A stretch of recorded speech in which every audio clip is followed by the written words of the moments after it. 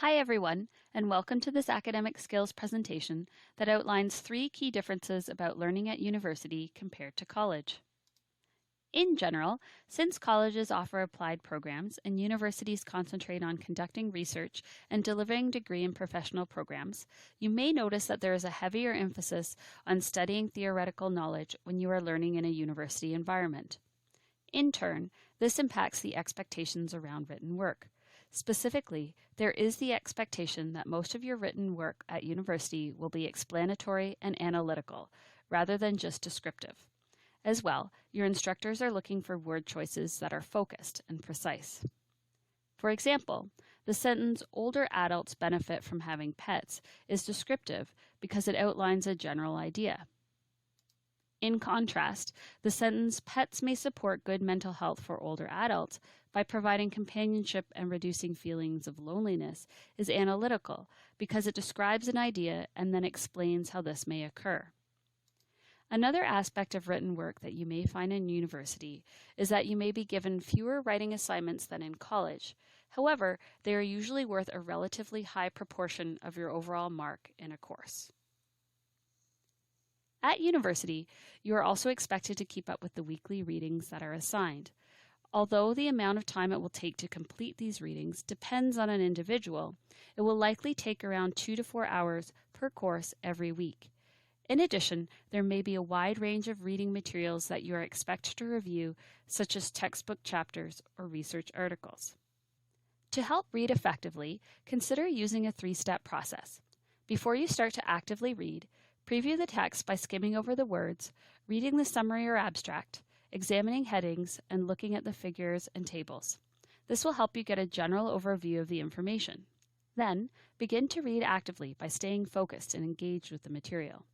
To accomplish this, remember to take lots of breaks and make notes about the key points in the text. After you finish reading, remember to briefly review the information and think about the importance or significance of the main ideas presented in the text.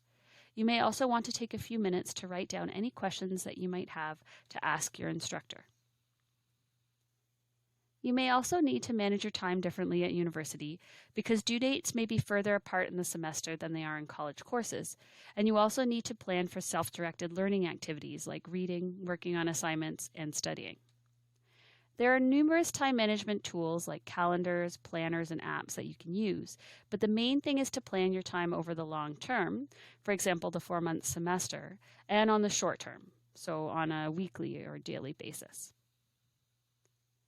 To plan over the long term, it is helpful to use a 4-month calendar to write down all the important academic work and life events that will occur.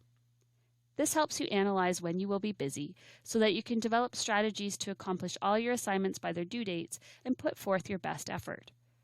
One way to make sure that you don't leave an assignment to the last minute is to break it down into smaller steps.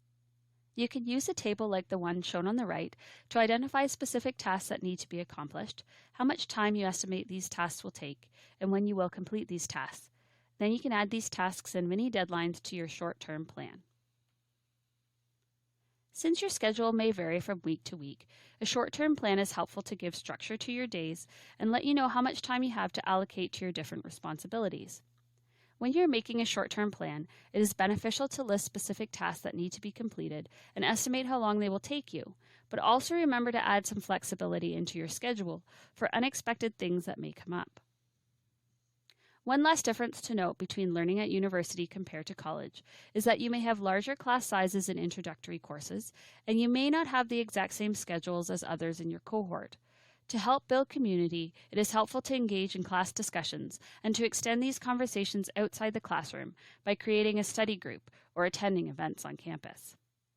One of the most important things to remember about learning at university is that you are not alone, and there are many supports available to help you both personally and academically. For example, if you would like to learn more about writing, reading, or time management, please book an appointment to speak with an academic skills instructor. Alternatively, you may find information about these topics on our website and great tips on our social media channels.